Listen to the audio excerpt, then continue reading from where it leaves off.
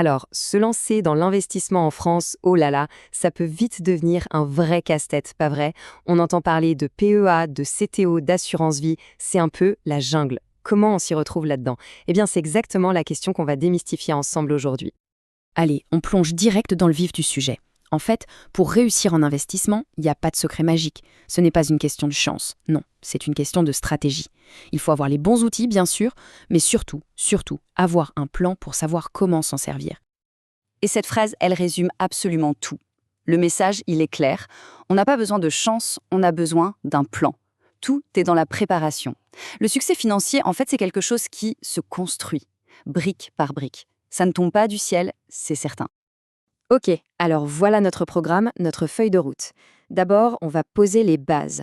Comment on choisit son véhicule d'investissement? Ensuite, on va décortiquer les 3 grands outils, le PEA, le CTO et l'assurance vie. On les mettra face à face pour bien comparer. Et à la fin, on verra comment faire le bon choix pour sa propre stratégie. Allez, c'est parti. Donc, première étape, et elle est cruciale, avant même de se demander s'il faut acheter telle action ou tel ETF, la vraie question c'est comment on va investir? Dans quelle enveloppe? C'est ce qu'on appelle le support. Et en France, en gros, il y a 3 grandes options sur la table. Voilà, ces 3 options, le PEA, le CTO et l'assurance vie. Le mieux, c'est de les voir comme 3 boîtes à outils différentes. Chacune a ses propres outils, ses règles du jeu, ses points forts et ses points faibles. Le choix de la bonne boîte à outils va dépendre du chantier financier qu'on a envie de lancer. On attaque avec le premier, le fameux PEA, le plan d'épargne en action. Lui, c'est un peu le champion de la fiscalité. Il a vraiment été pensé pour une chose, encourager l'investissement sur le long terme, surtout dans des actions européennes. Et pour ça, il a une arme secrète, un avantage fiscal super puissant. Alors, c'est quoi son super pouvoir à ce PEA? C'est simple, la fiscalité. Tenez-vous bien, après 5 ans, les gains, les plus-values sont totalement exonérés d'impôt sur le revenu. C'est juste énorme. Pour que ce soit contré, imaginons un gain de 10 000 euros. Sur un compte classique, paf, 3 000 euros de flat tax qui s'envolent. Sur un PEA de plus de 5 ans, zéro, nada, 0 euros d'impôt. Il ne reste que les prélèvements sociaux. C'est ça la vraie force du PEA, pour un projet à long terme.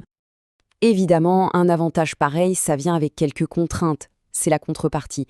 Le point clé à comprendre, c'est la restriction. Déjà, l'univers d'investissement est assez limité, principalement à l'Europe. Ensuite, on ne peut avoir qu'un seul PEA par personne.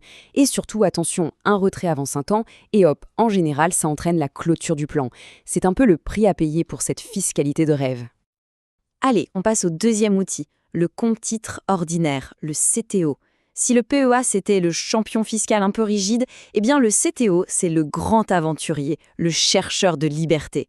Avec lui, c'est flexibilité totale et zéro contrainte géographique. Le gros point fort du CTO, c'est simple. Il n'y a pas de limite. Pas de plafond de versement, pas de frontières. On veut des actions Apple, c'est possible. Des ETF qui suivent le marché brésilien, possible aussi. Des matières premières, pareil, tout est ouvert. C'est vraiment l'outil idéal pour aller chercher de la diversification partout dans le monde, en complément d'un PEA par exemple. Et le revers de la médaille de toute cette liberté, sans surprise, c'est la fiscalité. Ici, pas de cadeau. Chaque fois qu'on vend un titre avec un gain, ce gain est immédiatement taxé. C'est ce qu'on appelle la flat tax. Il n'y a pas cette carotte fiscale du PEA qui pousse à garder ses investissements sur le long terme. Justement, un petit point rapide sur ce terme, la flat tax. Son petit nom officiel, c'est le prélèvement forfaitaire unique, ou PFU. C'est un impôt fixe tout simple, 30%.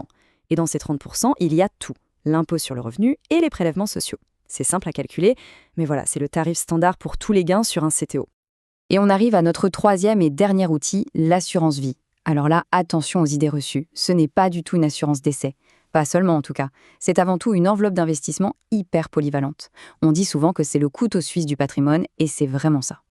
Pourquoi un couteau suisse? Parce qu'elle sait tout faire, ou presque. Elle permet de mélanger des placements très sécurisés, les fameux fonds en euros, avec des placements plus dynamiques, comme des ETF, qu'on appelle des unités de compte. En plus, après 8 ans, elle offre, elle aussi, une fiscalité très douce sur les retraits. Et cerise sur le gâteau, c'est un outil absolument génial pour préparer une succession. Mais il y a un mais, et il est de taille. Le point de vigilance numéro 1 avec l'assurance vie, ce sont les frais. Frais sur les versements, frais de gestion annuelle, frais quand on change de support, ça peut vite s'accumuler et à la longue, ça vient manger une bonne partie de la performance.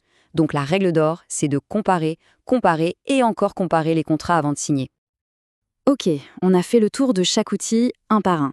Maintenant, pour que tout soit bien clair, on va les mettre côte à côte. C'est le grand face-à-face. C'est le moment où, normalement, toutes les pièces du puzzle se mettent en place. La grande question, au final, c'est ça. Quel outil pour quel projet? Le marteau ou le tournevis?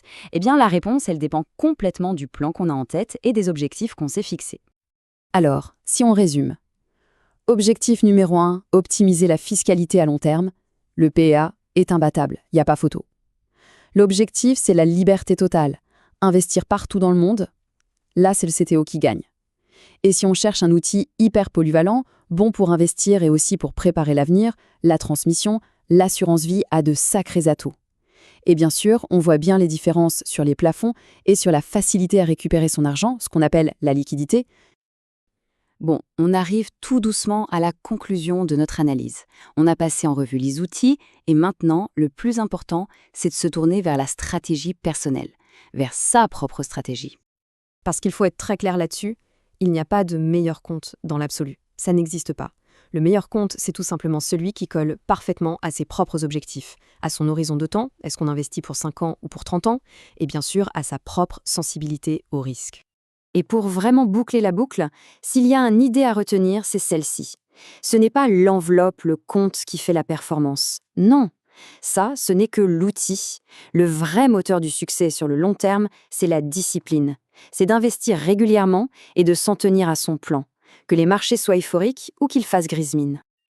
Voilà, maintenant, les boîtes à outils sont ouvertes, posées sur la table, on connaît leurs forces, leurs faiblesses. La question finale, celle qui lance l'aventure, c'est donc laquelle choisir en premier pour construire son propre chemin d'investisseur